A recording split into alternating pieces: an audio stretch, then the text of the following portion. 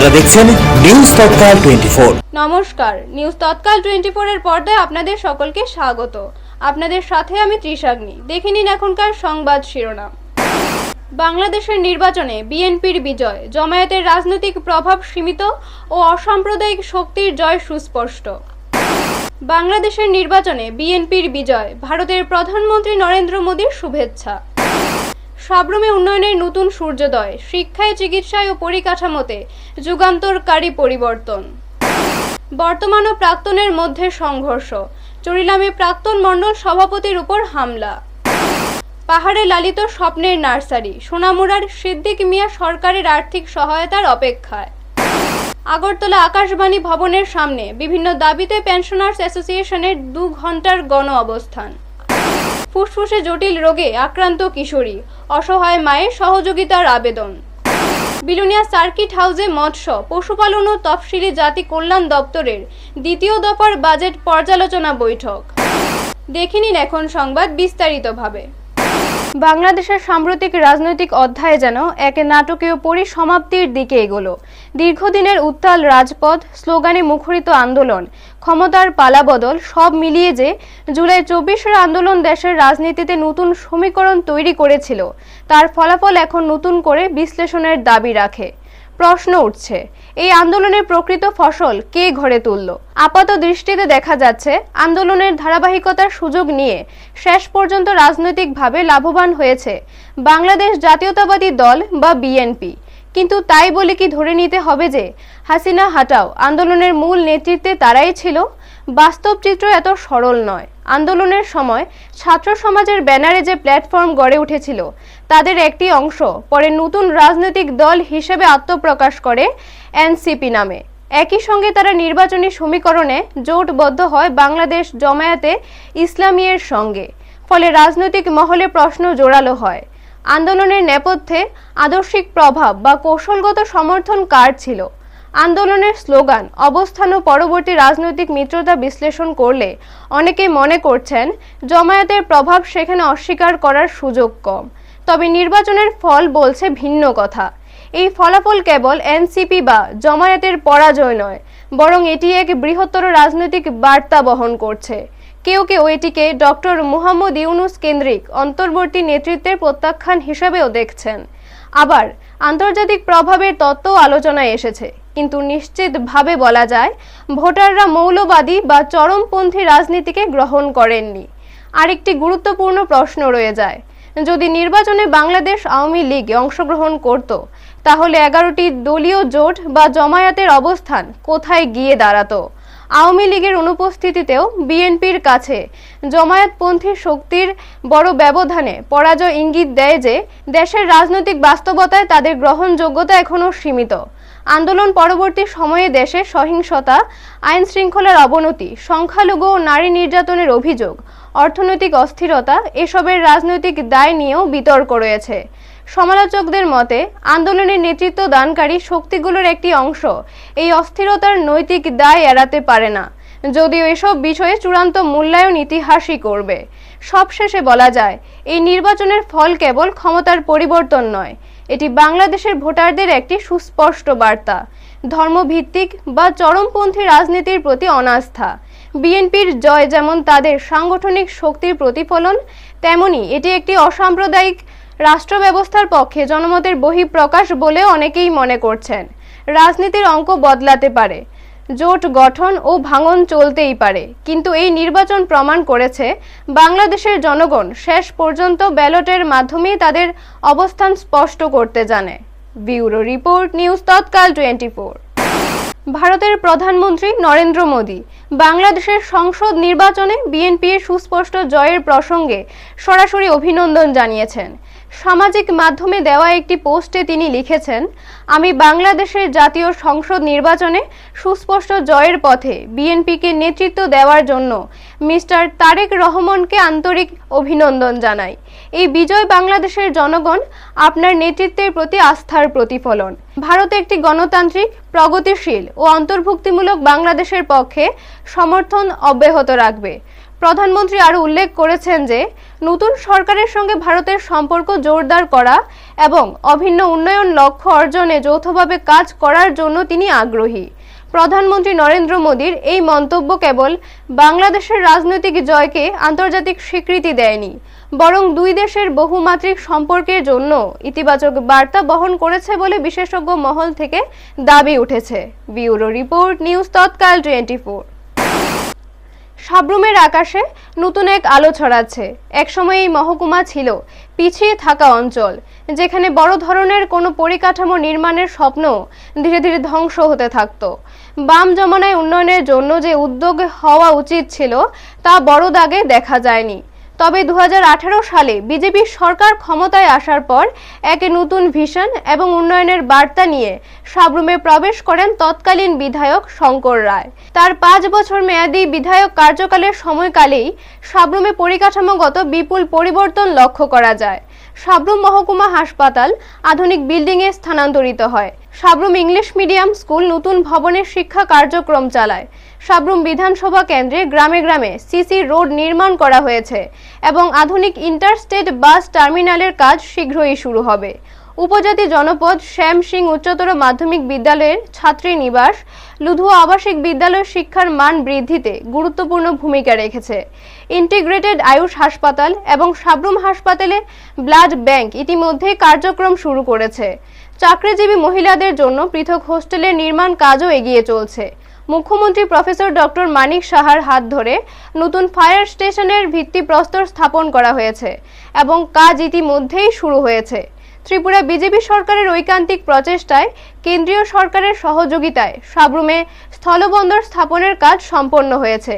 এছাড়াও মৈত্রী সেতু দীর্ঘদিনের অপেক্ষার অবসান ঘটাতে প্রস্তুত। এই সব উন্নয়নমূলক কাজ সাব্রুমকে রাজ্যের নতুন উন্নয়ন মডেলে পরিণত করছে। সাব্রুমের প্রাক্তন বিধায়ক শঙ্কর রায় সংবাদ মাধ্যমে জানান, ত্রিপুরার মুখ্যমন্ত্রী সার্বিক সহযোগিতা প্রদানে বিশেষভাবে এগিয়ে এসেছেন, যার ফলে দক্ষিণ এশিয়ার প্রবেশদ্বার সাব্রুমকে নতুনভাবে সাজানোর কাজ দ্রুত এগোচ্ছে। ব্যুরো রিপোর্ট, নিউজ তৎকাল 24। আমরা 40 সাব্রুম মণ্ডল, দ্যাট ইজ সাব্রুম বিধানসভা কেন্দ্র 2018-তে আমাদের রাজ্যের সরকার আসার পর থেকে আমরা হাত দিয়েছি উন্নয়নে। মূলত দুটো জিনিসে হাত দিয়েছি, একটা হলো আইনশৃঙ্খলা আর একটা হলো উন্নয়ন। এই দুটোতে আমরা অধিক গুরুত্ব দিয়েছি। শুধু সাব্রুম বিধানসভা না, আমাদের রাজ্য সরকার মাননীয় মুখ্যমন্ত্রী সেই দিকে লক্ষ্য রেখে কাজ শুরু করেছে। আমরা দেখেছি এই সাব্রুম 1993 থেকে 98 5 বছরে 14টা খুন হয়েছে, একটা এফআইআর করতে দেওয়া হয়, যার জন্য উন্নয়ন। আমাদের দল, আমাদের সরকার এবং আমরা যারা সাব্রুম বিধানসভা কেন্দ্রে আছি, আমরা আইনশৃঙ্খলা এবং উন্নয়ন দুটাকে সমান গুরুত্ব দিয়ে আমরা শুরু করেছি 18 থেকে। সেই 18-তে যিনি মুখ্যমন্ত্রী ছিলেন মাননীয় বিপ্লব কুমার দেব এবং বর্তমানে যিনি মুখ্যমন্ত্রী আছেন প্রফেসর ডাক্তার মানিক সাহা, উনিও কোনো ফারাক নাই, দুই মুখ্যমন্ত্রী সমান তালে সাব্রুমের দিকে দৃষ্টি রেখেছেন এবং উন্নয়নের কাজ অব্যাহত রয়েছে। যেমন ছোট কয়েকটা বলতে পারি, ইদানিং আপনারা দেখেছেন ফায়ার সার্ভিস নিয়ে বিভিন্ন কথা হয়েছে, কিন্তু সাব্রুম হাসপাতালে ব্লাড ব্যাংক উদ্বোধন করতে এসে মাননীয় মুখ্যমন্ত্রী পরিষ্কার করে বলে দিয়েছেন যেই লোকেশনে এখন যে ফায়ার সার্ভিস হচ্ছে, কেন হচ্ছে, কী গুরুত্ব এবং কারা কীভাবে এগুলি নির্ধারণ করে পরিষ্কার ওনার বক্তব্য তুলে ধরেছে। ইতিমধ্যে মাননীয় মুখ্যমন্ত্রী ডিস্ট্রিক্ট আয়ুষ হাসপাতাল উদ্বোধন করেছে। ইতিমধ্যে কাজ শুরু হয়েছে fire service, 100 seated women's quarter, district industry সেন্টারের কাজ শুরু হয়েছে। তারপরে ইতিমধ্যে টেন্ডার হয়ে গেছে ইন্টারস্টেট বাস টার্মিনাল, প্রায় 37 কোটি টাকা সেটা টেন্ডার হয়ে গেছে, যদিও এটার প্রায় 50 কোটি টাকার মতো আছে, যেগুলি ডিডাব্লিউএসি ইলেকট্রিফিকেশনের তার জন্য। আবার অন্যদিকে মাননীয় মন্ত্রী সুশান্ত চৌধুরীও উনি লুধুয়া চা বাগানে ট্যুরিজমের উপর একটা প্রজেক্টে হাত দিয়েছেন। এটা উনিও 2বার ভিজিট করে গেছেন, হয়তো খুব তাড়াতাড়ি সেটা শুরু হবে। এরকমও বিভিন্ন উন্নয়নমূলক কাজ শুরু হয়েছে। We are very hopeful.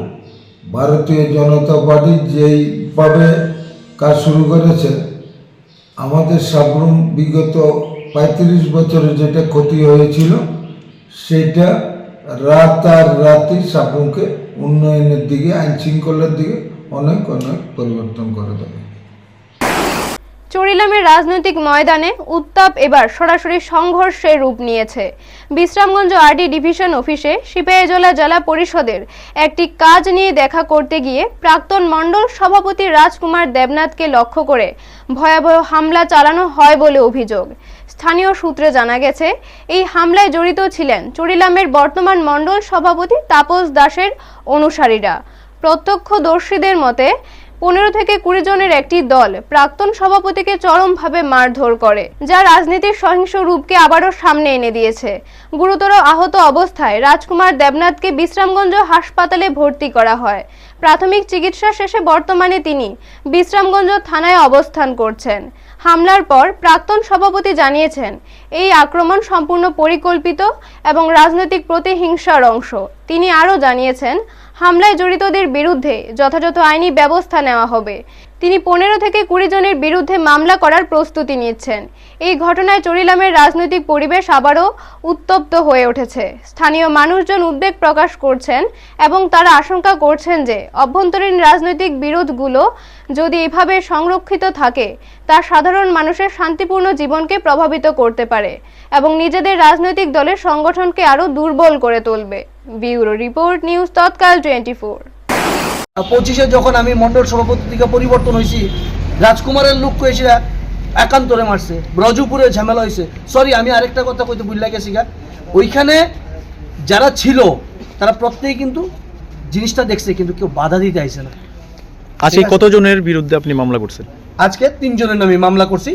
এখানে আসলো প্রায় 20-25 জন, ঠিক আছে। যারা আমার উপরে অ্যাটাক করতে আইছে আমি তার নামেই মামলাটা করছি। তো আপনি তো প্রাক্তন মণ্ডল সভাপতি ছিলেন চরিলামে, তো আপনার উপরে আক্রমণ, কি বলবেন বিষয়টাকে নিয়ে? আমি তো কইলামই যে তারা এমন একটা, তারা অ্যাকচুয়ালি মাফিয়াগিরি শুরু করে দিছে, জানেন না। চরিলামের মধ্যে বিভিন্নভাবেই বিভিন্নখানে আপনারা দেখেন, এটা আমার কোয়ার কিছু নাই, ঠিক আছে। সবাই দেখে ত্রিপুরা রাজ্যের মধ্যে, যেহেতু আমরা সোশ্যাল মিডিয়াতে আসি, আপনারা সবাই দেখেন যে যে জায়গার মধ্যে তারা প্রমাণ করে লাইছে মণ্ডল সভাপতি, প্রাক্তন মণ্ডল সভাপতি আমরা মাইরা দিছি। দ্যাট মিনস আমরা এখন যা খুশি তা করতে পারুম, সাধারণ মানুষ ভয়ে আমরা কাছে আইতো না।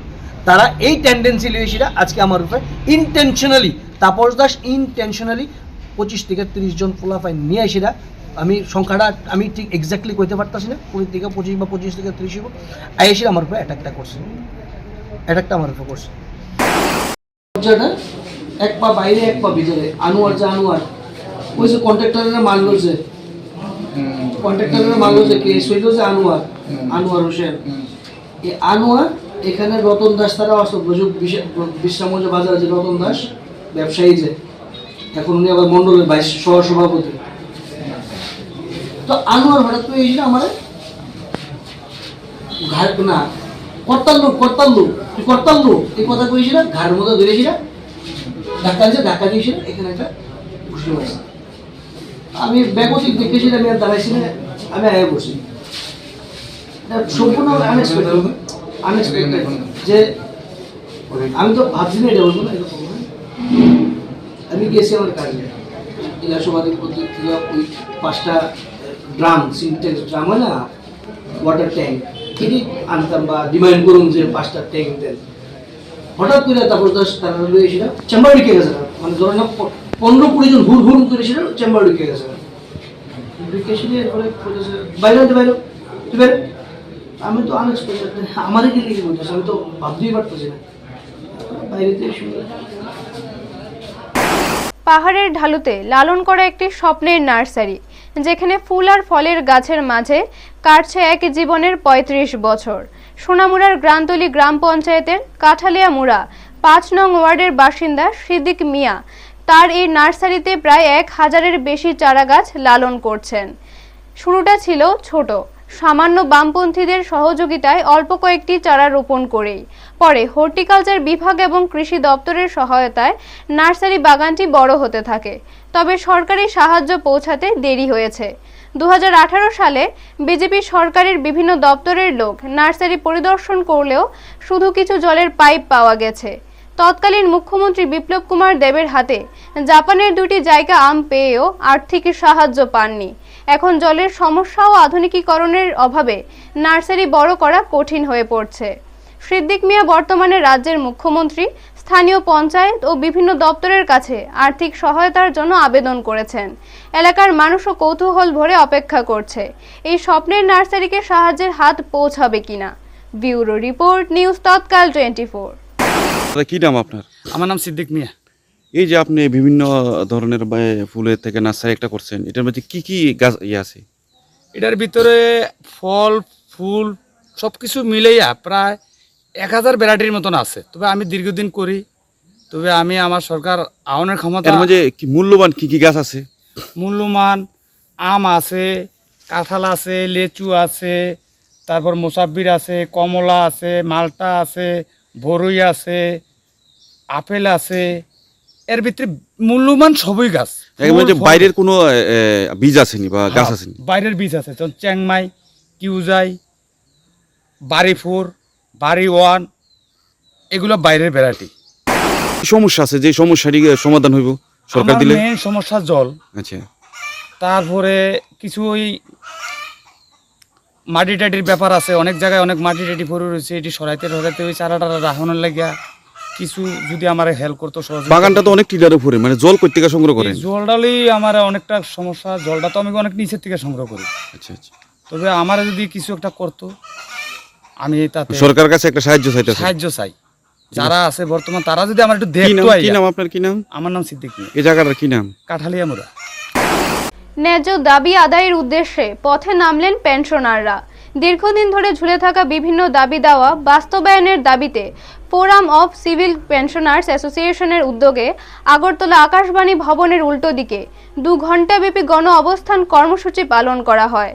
কর্মসূচিতে উপস্থিত সদস্যরা জানান, পেনশন সংক্রান্ত একাধিক সমস্যার দ্রুত সমাধান প্রয়োজন। তারা অভিযোগ করেন, বারবার স্মারকলিপি দেওয়া হলেও এখনও কার্যকর উদ্যোগ দেখা যায়নি। তাই বাধ্য হয়েই শান্তিপূর্ণ গণ অবস্থানের মাধ্যমে নিজেদের দাবি তুলে ধরতে হয়েছে।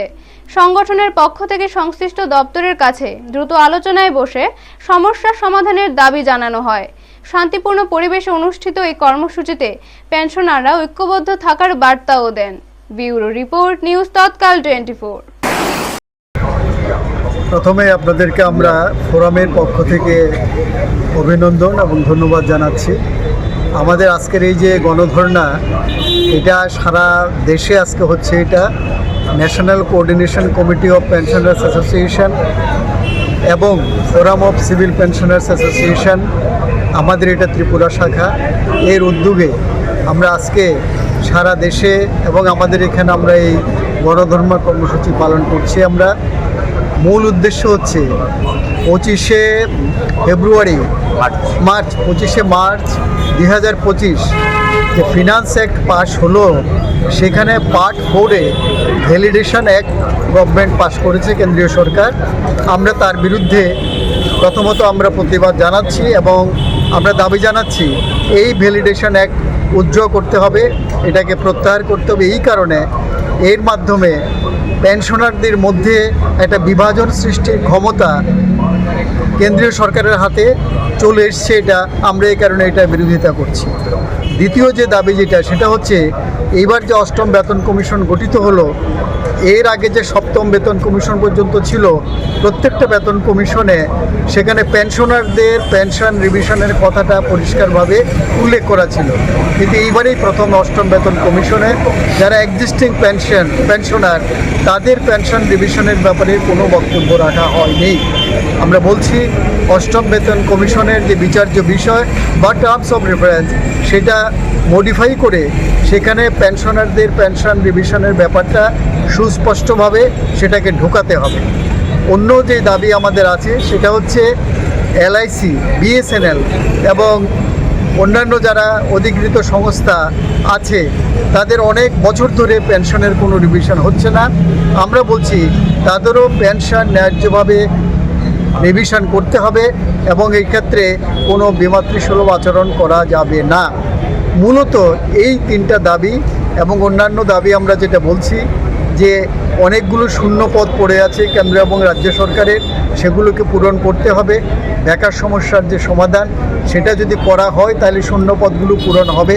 আমরা সেটাও দাবি জানাচ্ছি, শুধু আমাদের দাবির মধ্যে আমরা কেন্দ্রীভূত থাকছি না, পাশাপাশি রাজ্যে এবং কেন্দ্রে যেই সমস্ত পোস্ট আমরা কন্ট্রাকচুয়াল যেগুলো আছে সেগুলোকেও রেগুলারাইজ করার কথা বলছি। আমরা দ্রব্যমূল্য স্ফীতি সেটাকেও আমরা নিয়ন্ত্রণ করার কথা বলছি। আমরা মূলত এই দাবিগুলো নিয়ে, এবং কালকে যে স্ট্রাইক সারা দেশে হলো, শ্রমকোড বাতিল করা, শ্রমিকদের স্বার্থবিরোধী, শ্রমিকদের স্বার্থ পরিপন্থী যে কোড সরকার গ্রহণ করেছে সেটা বাতিলেরও আমরা দাবি জানাচ্ছি। কারণ আমরা মনে করছি এর ফলে শ্রমিকদের শোষণ বাড়বে, তাদের কাজের যে সময় ঘন্টা সেটা অনেক বেড়ে যাবে। আমরা তারও প্রতিবাদ জানাচ্ছি। এখনো পর্যন্ত আমরা কোনো কিছু উত্তর পাইনি, যার জন্য আমাদের একটার পর একটা আন্দোলন কর্মসূচি আমাদের জারি আছে। আপনাদের কেন্দ্রীয় সরকারের উদ্দেশ্যে যে তার আগে চিঠি দেওয়া হয়েছিল প্রধানমন্ত্রীর মাধ্যমে, সেখান থেকে কি কোনো সদস্য এসেছে? না, এখনও কিছু আসে। আপনারা এইভাবে কতদিন আন্দোলন করবেন? এটা যতদিন পর্যন্ত আমাদের দাবি দেওয়া পূরণ না হচ্ছে এটা চলবে। জীবনের সঙ্গে লড়াই করছে এক কিশোরী, আর অসহায় চোখে তাকিয়ে আছেন তার মা। দারিদ্র্যের কঠিন বাস্তবতায় থমকে গেছে চিকিৎসার পথ। বিলোনিয়ায় ভারতচন্দ্র নগর এলাকায় দেওয়ানজি পাড়া 1 নম্বর ওয়ার্ডের বাসিন্দা 13 বছরের ক্যামিলি ত্রিপুরার ফুসফুসে ছিদ্র ধরা পড়েছে। পরিবার সূত্রে জানা গেছে তার শারীরিক অবস্থা উদ্বেগজনক। দ্রুত উন্নত চিকিৎসার প্রয়োজন হলেও আর্থিক সংকটের কারণে তা শুরু করা সম্ভব হচ্ছে না। ক্যামিলির পিতা রাজমোহন ত্রিপুরা পেশায় দিনমজুর এবং মা স্বপ্নারানী ত্রিপুরা গৃহিণী। অতি সাধারণ এই পরিবার দিন আনে দিন খায় অবস্থায় জীবনযাপন করে। নিত্যদিনের খরচ চালানোই যেখানে কঠিন, সেখানে ব্যয়বহুল চিকিৎসার খরচ জোগাড় করা তাদের পক্ষে অসম্ভব হয়ে দাঁড়িয়েছে। চিকিৎসকদের মতে সময় মতো চিকিৎসা না হলে পরিস্থিতি আরও জটিল হতে পারে। তাই অসহায় মা সমাজের সহৃদয় মানুষদের কাছে সাহায্যের আবেদন জানিয়েছেন। এলাকাবাসীরাও প্রশাসন, স্বেচ্ছাসেবী সংস্থা এগিয়ে আসার আহ্বান জানিয়েছেন। মানবিক সহায়তাই পারে ছোট্ট ক্যামিলির জীবনে নতুন আশার আলো জ্বালাতে। ব্যুরো রিপোর্ট, নিউজ তৎকাল 24। আমার মেয়ে ছোট থাকতে তো দেখা যায় যে একটু আস্তে আস্তে গা ফুলতে আসে। এর মধ্যে আমরা তো হিসেবে লক্ষ্য করে নাই, পরে বেশি হয়ে গেছে, একেবারে গা ফুলে গেছে। তো এর মধ্যে ধরো না এই আস্তে আস্তে আমরা তো টাকা পয়সা নাই, এর মধ্যেও এই তুই মানুষে কইতে আছে যে দেখো ডাক্তারের কাছে একটা, আমরা তো মনে করলাম অন্য কিছু এমনি ভালো হয়ে যাবে মনে করলাম, আস্তে আস্তে বেশি হইয়া গেছে। তো এর মধ্যে নিচে এই পায়খোলা থেকে নিয়ে এরপরে হইলো না, এরপরে বিলোনিয়া লয়ে গেছে হসপিটালে। তো বিলোনিয়া হসপিটালে দেখে হিয়ানে একটাই রাখছে, তো এই হিয়ানে হইলো না। তো তিয়া তো কম নাই, অল্প আছিল, যা ইয়া দি উদয়পুর নিছে এই জায়গা যে তেপানিয়া, এই তেপানিয়া নিয়া 3-4 দিন আছে, কোনো পরিবর্তন হয়নি। তো গেছে, এবার জিবিটি রেফার দিছে। তো হিয়ানে যাই চেক আপ করতে করতে এবার পরীক্ষা কইরা এরপরে এই কিডনিটা এখন মোটামুটি একটু কমছে, এখন ওষুধ চলে। তুই এর মধ্যে ধরা পড়ছে হার্টের প্রবলেম ধরা পড়ছে। যখন সারে কইতে আছে যে অপারেশন করার দিন, তো অপারেশন করার দিন আমরা তো ক্ষমতা নাই, পয়সা নাই। কেউ যদি এখন এই মাসের মধ্যে তাই নিয়ে কইছে নি বেলায়, তো আমরা তো টাকা পয়সা নাই, কারো কেউ যদি হেল্প করে আমরা একটু উপকার হয় আর কি। लेंजागो ला मास्टरबोनो इसे गबो दियाखले हलो थाबो जेफोर गान किसा अं ला स्कुल ला थांगो जेफोर बेसि थामा गया मा बेसि लेंगा ला थामायाबो फायबो थानानै मुखु जागो सुरगो पुरनि मुखु जागो बो फाना केते बिरा महा करिहा नगो जे तंमानि हालका हा नागिबा बनि नखु बराय दिमेन तांग जानाय बरक बुनो बोथो बिनि पिसना थाया हमबाजे 4-5 लाख मतो ला थाहाना तांगै लोन दं नागै आखला कष्ट फाय तांग बसाथाय लासि लोन बो सथाय बिनि पिसना जे लोन दं करक लागै सुमानि बोनो तलांमानि अब डाक्टर थाना 5 लाख मटनलाय नांखाना लाय दाबो बिसा हामदे हफले बिनि हार्टनि प्रब्लेम किडनि प्रब्लेम बुना माने चेन्नाइ तो लांखाय हि थागो लाय ताक जदि चेन्नाइ तो लांखा बटा रांचि पुरै डाक्टारानो डेट अङै थाहा जदि बरफ बुना किसा सोबासो गुरु होनलाय बरफनि सोबासो जदि मानता होनलाय माया दय आरो जदि बुना सोबासो गुरु जाखलाय बो हामजानाय आइसलि बो माने मंहा करै हा होथे बुना नायते ताक जोखा बेन्दरबो ताङै थाखायलाय sama खाय थारि बुनि हायथ जागा जमी बो करै माबा तांगै थाखायलाय बुसुक नाय मानाय যদি বরংনি সুবাসু মাহলাই বো হামনাই বরং সুবাসু মাইজাহলে বা আরে একদম জানে যেটা আমার খাই উন্নয়নের অগ্রগতি খতিয়ে দেখতে প্রশাসনের তৎপরতা আরও জোরদার হলো দক্ষিণ জেলায়। আজ বিলোনিয়া সার্কিট হাউসে মৎস্য, পশুপালন এবং তফসিলি জাতি কল্যাণ এই 3 দপ্তরের চলতি বছরের বাজেট বরাদ্দ ও তার সঠিক ব্যবহারের উপর এক গুরুত্বপূর্ণ পর্যালোচনা বৈঠক অনুষ্ঠিত হয়। বৈঠকে পৌরোহিত্য করেন দপ্তরের মন্ত্রী সুধাংশু দাস। এটি দক্ষিণ জেলার দ্বিতীয় দফার পর্যালোচনা বৈঠক বলে জানান মন্ত্রী। মূলত এই 3 দপ্তরের মাধ্যমে জেলার মানুষের জন্য কি কি কাজ হয়েছে, আরও কি প্রয়োজন এবং কিভাবে সর্বোচ্চ সুবিধা পৌঁছে দেওয়া যায় তা নিয়েই বিস্তারিত আলোচনা হয়। বৈঠকে জেলার 8টি ব্লকের ব্লক আধিকারিক, মহকুমার শাসক এবং জেলা শাসকের দপ্তরের আধিকারিক, বিভিন্ন স্তরের জনপ্রতিনিধি ও জেলার সভাধিপতি সহ বিধায়িকারা উপস্থিত ছিলেন। বিশেষ গুরুত্ব দেওয়া হয় দক্ষিণ জেলাকে মাছ, মাংস, ডিম ও দুধে স্বয়ং সম্পূর্ণ করে তোলার পরিকল্পনার উপর। পাশাপাশি তফসিলি জাতিভুক্ত ছাত্রছাত্রীদের স্কলারশিপ সংক্রান্ত বিষয়েও আলোচনায় উঠে আসে। প্রশাসনের মতে সমন্বিত উদ্যোগের মাধ্যমেই জেলার সার্বিক উন্নয়ন নিশ্চিত করা সম্ভব। ব্যুরো রিপোর্ট, নিউজ তৎকাল 24। আজকে দক্ষিণ ত্রিপুরা জেলায় এআরডিডি, ফিশারি এবং এসিওয়েলফেয়ার ডিপার্টমেন্টের আমাদের second round district review meeting হচ্ছে। এই রিভিউ মিটিং এর মূল উদ্দেশ্য হচ্ছে 2025-26 অর্থ বছরে এই জেলার জন্য আমাদের 3 দপ্তরে যে অর্থ বরাদ্দ করা হয়েছে বাজেটে, তার কতটা আমরা ইমপ্লিমেন্ট করতে পেরেছি, ফান্ড কি পরিমাণে ইউটিলাইজেশন হয়েছে, আমাদের অ্যাচিভমেন্ট কি আছে, আমাদের ফেলিওর কি আছে, এই বিষয়ের উপর আলোচনা হবে। আজকের এই রিভিউ মিটিং এ এই জেলার সভাধিপতি, সহকারী সভাধিপতি, বিভিন্ন পঞ্চায়েত সমিতির চেয়ারপারসন, মিউনিসিপ্যালিটির চেয়ারপারসন এবং বিএসসি চেয়ারপারসন, এছাড়াও আমাদের হাই লেভেল অফিসার যারা আছেন, এদের সবাইকে নিয়ে আমরা আলোচনা করব। প্রত্যেক জনপ্রতিনিধিদের আমরা মতামত চাইবো এই 3 দপ্তর এই জেলার মানুষের প্রত্যাশা পূরণে কি পরিমাণ কাজ করছে, আমাদের কোথাও কোনো রকমের ঘাটতি আছে কিনা, সমস্ত বিষয়ের উপর আমরা পর্যালোচনা অন্তে একটা ইতিবাচক সিদ্ধান্ত গ্রহণ করব এবং বিশেষ করে এই জেলার মানুষকে আমার 3 দপ্তরের মাধ্যমে যাতে সর্বোচ্চ সুবিধা পৌঁছে দেওয়া যায়, তার এই লক্ষ্যে আমাদের এই রিভিউ মিটিং। কোন কোন বিষয়ের উপরে মানে অধিক গুরুত্ব দিতে চাইছেন? আমাদের আজকের এই রিভিউ মিটিং এর মূল যেটা আমাদের প্রায়োরিটি রয়েছে সেটা হচ্ছে আমাদের বাজেট এলোকেশন যেটা রয়েছে সেটার জন্য 100% আমরা স্যাচুরেশন মোডে নিয়ে যেতে পারি, কোথাও যেন কোনো আনস্পেন্ট অ্যামাউন্ট না থাকে। এছাড়াও এই জেলায় বিশেষ করে মাংস, ডিম, দুধ এবং মাছের উৎপাদন যাতে বৃদ্ধি করা যায়, আমাদের যে টার্গেট স্বয়ংসম্পূর্ণ করা এই জেলাকে, সেই লক্ষ্যে যাতে ডিপার্টমেন্ট কাজ করে সেটাকে আমরা প্রায়োরিটি দিচ্ছি। পাশাপাশি এসসি ওয়েলফেয়ার ডিপার্টমেন্টের মাধ্যমে এই জেলার যারা তপশিলি জাতিভুক্ত ছাত্রছাত্রী আছেন তাদেরকে হায়ার এডুকেশনের জন্য বা প্রি মেট্রিক, পোস্ট মেট্রিক সেক্টরে ডিফারেন্ট টাইপের স্কলারশিপ আমরা দিয়ে থাকি, সেগুলিও কতটা তারা পাচ্ছেন, কোথাও কোনো অসুবিধা হচ্ছে কিনা, এই বিষয়গুলির উপর আমরা আলোচনা দেব এবং আমাদের মূল এমফাসিস থাকবে যাতে সমস্ত জনপ্রতিনিধিদের সহযোগিতায় এই জেলায় আমাদের ডিপার্টমেন্টের সেন্ট্রাল স্পন্সর্ড স্কিম হোক বা স্টেট ফান্ডেড স্কিম হোক, সবগুলি যেন 100% স্যাচুরেশনে নিয়ে আসা যায়। এখনকার মতো সংবাদ এই পর্যন্ত। পরবর্তী সংবাদের জন্য চোখ রাখুন নিউজ তৎকাল 24 এর পর্দায়। আপনারা দেখছেন নিউজ তৎকাল 24।